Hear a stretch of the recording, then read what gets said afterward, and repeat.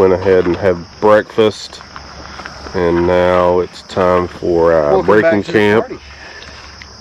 And yeah, heading out for another adventure today. Yesterday got interesting. Yeah, a little bit. So we got 3 more sections on the map for today. They're labeled hard. We may not have the time to do them all. We are up, it's only 10 till 9 right now. If we can get out of here by 9 o'clock, we might be able to push our luck and get all 3 of them done.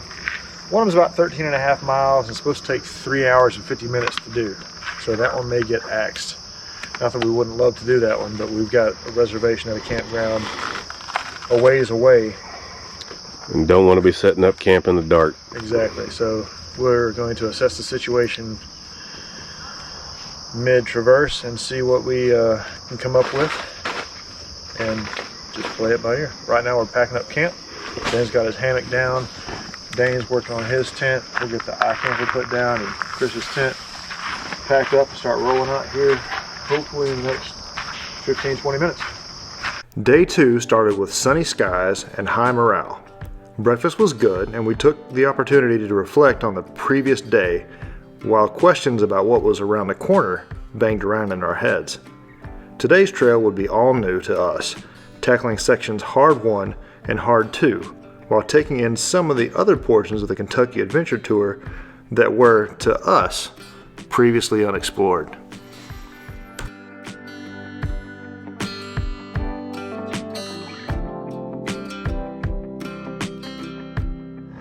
So Dane, what'd you think about yesterday? Awesome. Yeah. Oh, that's a great interview, man. Man of many words. Cameraman extraordinaire back there, running down the trails, slipping, falling, putting himself in harm's way, Almost getting hanging out underneath tires. Man, just putting in work. Hey. But it was an area that we'd never seen before, very much more technical than the Georgia Traverse that we did last year.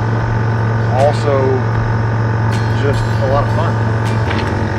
What did you think about yesterday, Paul? Let's just do the old switcheroo here. Get you out of the sun there. Yeah. Had a good time yesterday. You know, a lot of good riding. Riding that old railroad bed was pretty interesting. Yeah, getting on that ridge was. There's some parts that was like, well, it's tipping one side, tipping the other. There was a couple parts where we saw some washouts and a giant hole that was about 20 feet deep just off the side. And you know, I love doing the camera work and getting out there and watching you guys crawl and flex and get all the technical stuff. One of these days I'll get my truck paid off or find a beater to come out here and drive too. Really enjoyed it. Looking forward to what's going on today. Yeah, man, it'll be fun. What are your thoughts, Ben? Hey, I think yesterday was a good way to kick it off. I hope that today and tomorrow continue the same.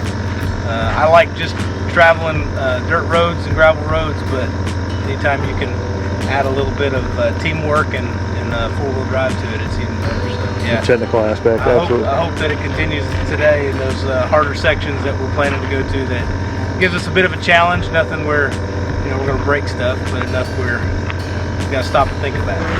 Yeah, get on touch. Our resident mechanic, Mr. Fix-It-All, jack of all trades, master of a lot, Master of none. Well, you get to use the full extent of your rig yesterday, Topher. Good investment on the rock sliders. Very, very good insurance policy. That couple $100 is cheaper than a couple doors. Yep. That's true. Had them on. That one side made it 3 days without getting bent. So, but they done their job. Exactly. Oh, the new guy gets to watch the cars when we're done. Good. Who's the new guy? Which one's last one? Oh yeah. After leaving camp, we stopped for some fuel, and Dane was able to purchase a life-saving item. He had left his toothbrush at home and we are confident that he saved the rest of our lives with that single purchase. A few more miles down the road, we picked up the trail again, and shortly thereafter, the section labeled Hard 1.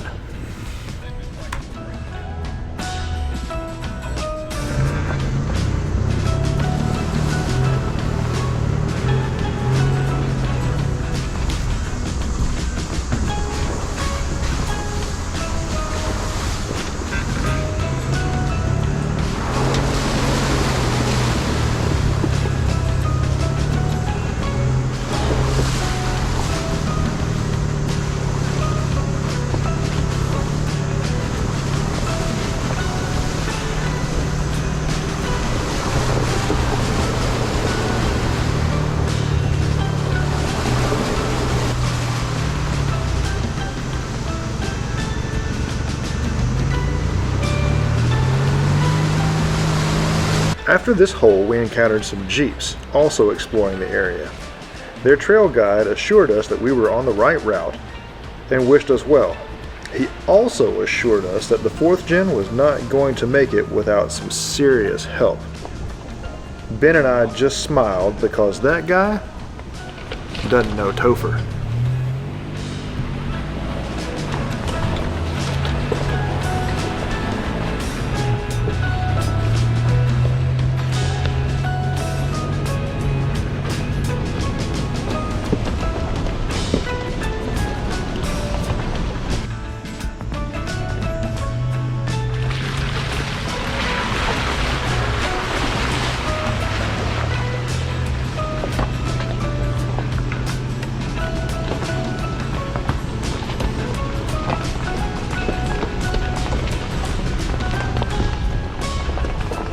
Hard 1 starts out relatively mundane. There are some small holes and creek crossings, and for the most part the route is scenic and easy to navigate. It isn't until you start climbing out of the gorge that you begin to encounter the more thought-provoking obstacles.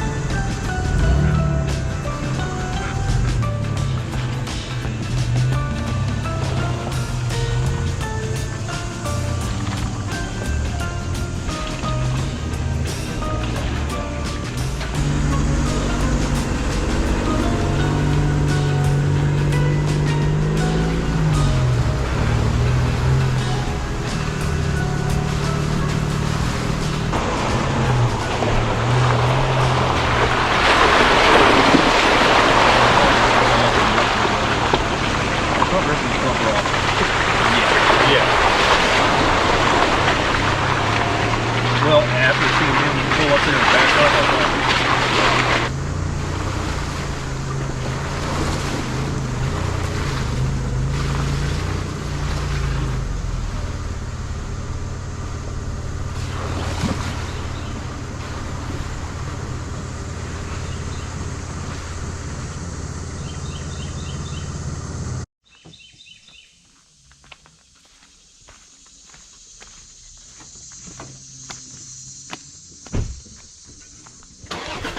This is one section that was like several other sections on the upper end of the route that was a relatively deep drop into a deep hole.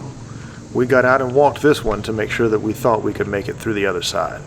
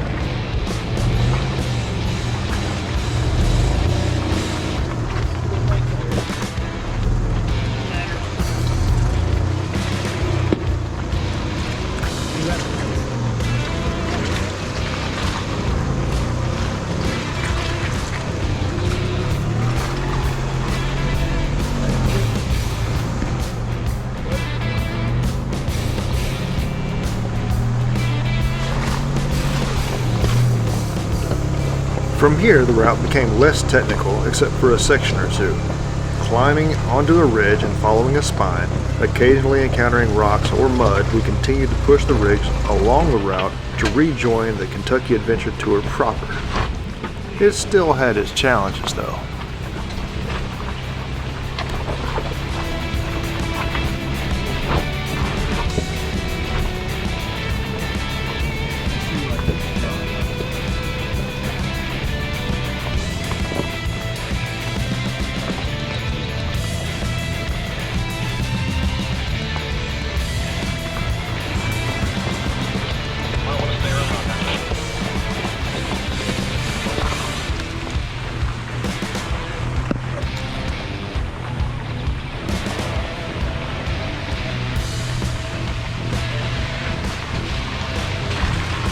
I didn't look at that gate. It's the top there on the left. Ain't no way around it. There's no footprint on this side.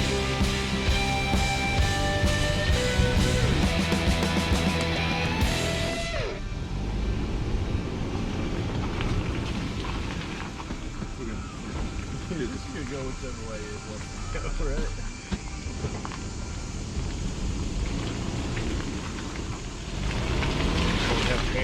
Because full of mud.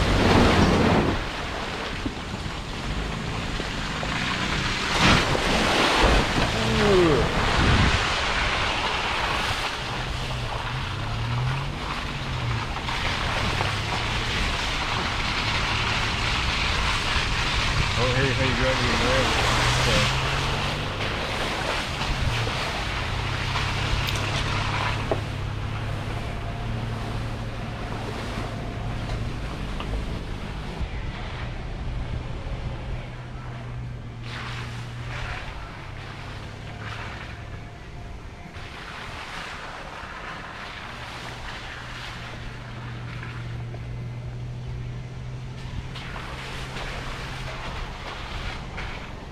Passing through this gate, we returned to the tarmac.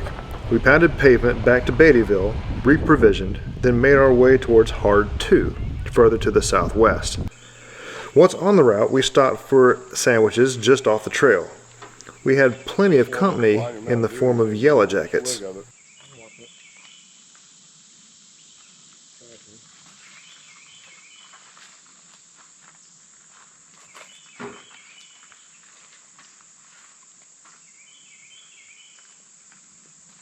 I didn't know you get so antsy over some yellow jackets.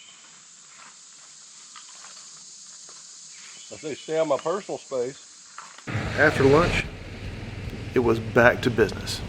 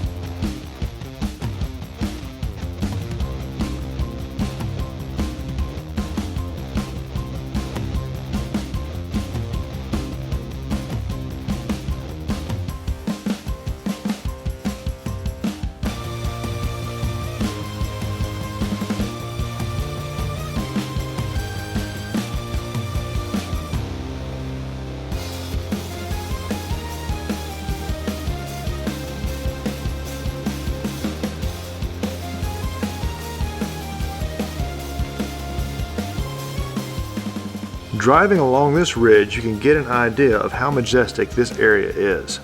The goldenrod was in full bloom, and we had the hilltop to ourselves. It truly is an area to explore. You just get the feeling that it really is wide open, if only for a time, because by this point we haven't seen houses for miles, even though you can see fields from the apex of the bald and barns as well. If you're not careful, it can lull you into a false sense of security. But be aware, your next challenge could be right around the corner.